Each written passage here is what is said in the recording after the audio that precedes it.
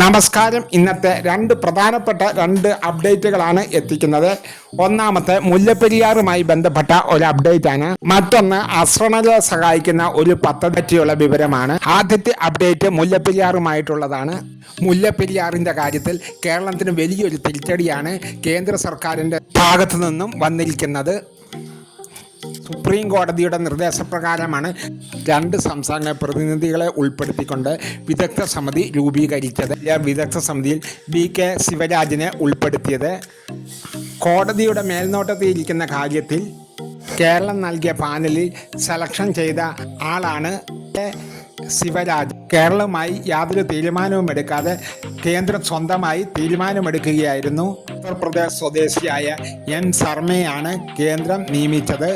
തീരുമാനം പിൻവലിക്കണമെന്നും കടുത്ത പ്രതിഷേധമുണ്ട് എന്നും കേന്ദ്ര വിഭവ മന്ത്രി മോൻസ് ജോസഫ് അറിയിച്ചു.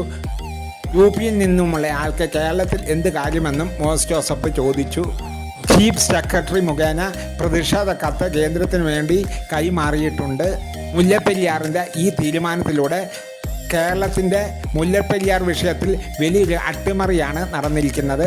കേരളത്തിലെ ജനങ്ങൾക്ക് ഭീഷണിയായ മുല്ലപ്പെരിയാർ പണിയാതിരിക്കുവാനുള്ള പദ്ധതിയായി ഇത് നമുക്ക് കാണാം.